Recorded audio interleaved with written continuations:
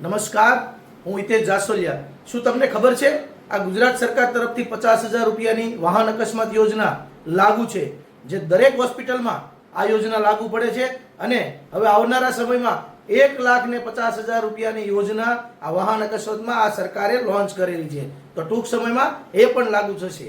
પરંતુ જ્યારે પણ કોઈ અકસ્માત થતો હોય અને તમે ગુજરાતની કોઈ પણ હોસ્પિટલમાં જતા હો અને તમને આ સહાય એટલે કે વાહન અકસ્માત સહાય યોજનાનો લાભ દેવાની લાભાર્થીને ના પાડે અકસ્માત થયેલ હોય વ્યક્તિઓને, તો આ હોસ્પિટલ વાળા તમારી સાથે બહાના બતાવી રહ્યા છે કે અમારે રજીસ્ટ્રેશન નથી, ફલાણું નથી, તો તમને આ લાભ મળવા પાત્ર નથી. ના, હોસ્પિટલને કોઈ રજીસ્ટ્રેશન કરાવવાની જરૂર નથી.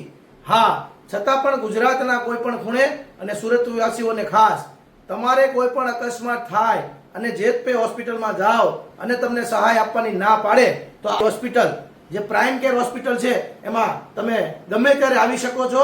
જે વાહન અકસ્માતમાં જે સરકાર તરફથી મળતા 50,000 રૂપિયાની વાહન અકસ્માત યોજનામાં લાભાર્થી પાસેથી એક પણ રૂપિયો લેવામાં આવતો નથી. તો આ રીલ્સને અને આ વિડીયાને આ લોકો સુધી જાગૃતિ માટે લોકો સુધી મોકલજો અને પ્રાઇમ કેર હોસ્પિટલમાં તમારા ગુજરાતના તમામ નાગરિકો માટે 24 કલાક દરવાજા આપણા ખુલ્લા છે. જે સરકાર તરફથી યોજના મળે છે, જેમનો લાભ આંગળી ચિંધ્યાની પુણ્ય છે.